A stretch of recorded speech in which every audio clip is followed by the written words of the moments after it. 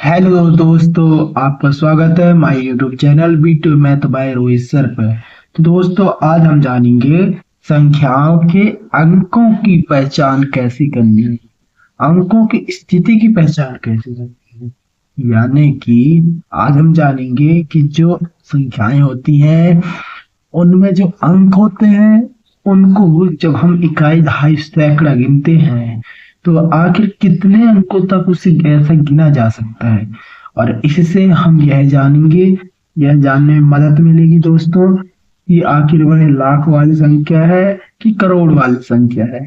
तो आइए शुरू करते हैं। ठीक है, आज का टॉपिक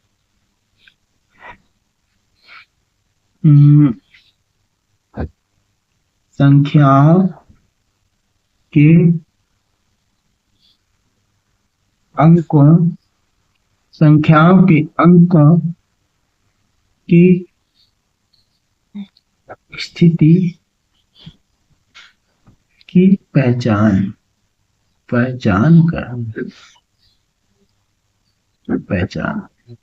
ठीक है दोस्तों, तो चलिए पहला स्टार्ट करते हैं। इसे एक नंबर लेते हैं।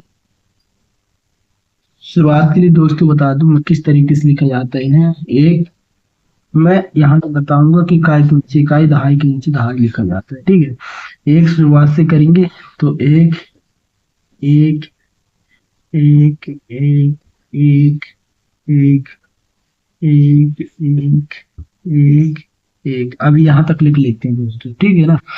अभी शुरुआत के लिए यहाँ तक लिख लेते हैं, जो आवश्यकता अनुसार अभी और आगे लिख लेंगे। तो ये देखिए, तो हम पहले क्या जानेंगे, इकाई के अंक है ना। इकाई यहाँ लिख लेते हैं, मतलब कि यह एक जो है इकाई को डोनेट करेगा, इसमें एक अंक होगा। दूसरे में दहाई में दो, ये देखिए 10 आ गया दहाई में दो, तो इसे 10 दहाई लिख देते हैं। ये सैकड़ा में 3 जीरो होते हैं, 2 जीरो होते, 3 अंक होते हैं। एक आई दहाई सैकड़ा, तो इसे सैकड़ा लिख देते हैं। ठीक है दोस्तों, अब हजार, ये इकाई दहाई सैकड़ा हजार, 4 अंक होते हैं हजारों में, ये लिख गया। हजार के बाद 10,000, इकाई दहाई सैकड़ा, देखिए 4 ये हो गए 5 संख्या, 10,000 में 5 अंक, 10,000 है ना दोस्तों।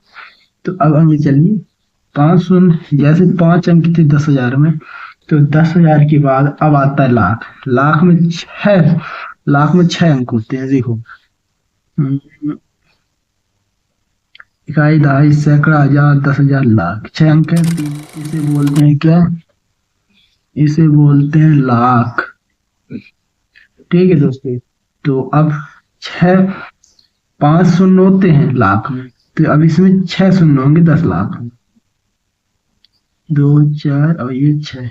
ठीक है दोस्तों, 2 4 6, इसे बोलते हैं 10 लाख। इसी 10 लाख को हम आगे, इसी 10 लाख को बोलते हैं 1 मिलियन। 1 मिलियन बराबर 10 लाख। ठीक है, 1 मिलियन बराबर 10 लाख, जी हाँ। 10 लाख के बाद आगे जैसे आते हैं, इसमें देखो 10 लाख में कितने शून्य थे, 2 4 6। अब आगे आएंगे 7 शून्य, 2 4 6 7। तो इसे हम बोलते हैं 10 लाख के बाद करोड़। करोड़, और करोड़ को यहाँ पर बोलते हैं 10 मिलियन, 10 मिलियन। ठीक है, करोड़ में 7 शून्य थे, अब आ जाएगी 10 करोड़। 2 4 6 7 8। ठीक है, जैसे ही 8 आ गया, 8 शून्य आ गए, देखो 1 2 3 4 5 6 7 8, इसे बोलते हैं 10 करोड़।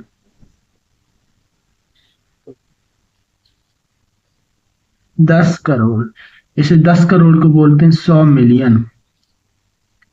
100 मिलियन।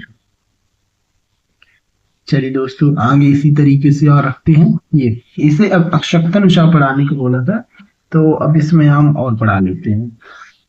एक एक एक एक, बस अभी इतना ही करते हैं ना। अब देखो 10 करोड़ तक में कितने शून्य आए हैं, 1 2 3 4 5 6 7 8, 8 शून्य आए हैं 10 करोड़ तक में, ठीक है। अब यहाँ पर 9 में शून्य आएगा, 1 2 4 5 6 7 8 9। करोड़ के बाद जो आता है अरब आता है, क्या अरब। तो यहाँ पर अगर मैं देखूं तो अरब आता है इधर, अरब। अरब को क्या बोलते हैं, 1 बिलियन। अब यहाँ से अभी 100 मिलियन होगा, अब यहाँ पर होगा 1 बिलियन होता है, बिलियन, ठीक है। 1 बिलियन मतलब कि 1 अरब, ठीक है। अब यहाँ पर 2 4 6 7 8 9, 9 शून्य थे, अब यहाँ पर 10 शून्य होंगे, 4 6 7 8 10, ठीक है। 10 शून्य बराबर 10 अरब। 10 अरब मतलब कि 10 मिलियन, 10 बिलियन। ये लीजिए दोस्तों, ये 10 बिलियन होगी, ठीक है। 10 शून्य में 10 बिलियन होगी। अब आगे 11 शून्य होंगे, 2 4 6 8 10 11, 11 शून्य को बोलते हैं तो शून्य। 10 अरब के बाद अब आता है खरब, ये आ गया खरब। खरब को बोलते हैं 100 बिलियन, ठीक है। 100 बिलियन, ये हो गया 100 बिलियन खरब। अब यहाँ पर कितने शून्य आए थे, 2 4 6 7 8 9 10 11। अब आएंगे 12 शून्य, 2 4 6 7 8 9 10 11 12 शून्य। खरब के बाद 10 खरब आता है, 10 खरब। हम क्या बोलते हैं, 1 ट्रिलियन। अब इधर बोलते हैं 1 ट्रिलियन, ट्रिलियन, ठीक है। 1 ट्रिलियन बोलते हैं 10 खरब। इसके आगे और जाएंगे दोस्तों, एक नंबर इनको और बढ़ा लेते हैं। ये यहाँ पर शून्यों की संख्या गिन लेते हैं, 1 2 3 4 5 6 7 8 9 10 11 12। तो अब 13 शून्य आएंगे, 2 4 6 7 8 9 10 11 12 13, ठीक है। 13 शून्य। 10 अरब के बाद, 10 खरब के बाद होता है नील, ठीक है। नील, नील बोलते हैं यहाँ पे 10 ट्रिलियन। नील को 10 ट्रिलियन भी बोलते हैं, ठीक है। अब यहाँ पे 14 शून्य आएंगे, 2 4 6 8 10 12 13, ये 14, 1 2 3 4 5 6 7 8 9 10 11 12 13, 2 4 6 7 8 9 10 तो 12 13 14, ठीक है। 14 से 10 नील बोलते हैं,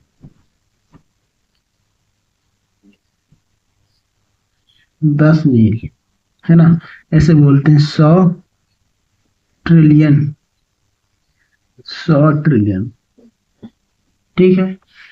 अब आगे 14 शून्य के बाद इसमें 15 शून्य होंगे, 2 4 6 8 10 12 14 15 शून्य, ठीक।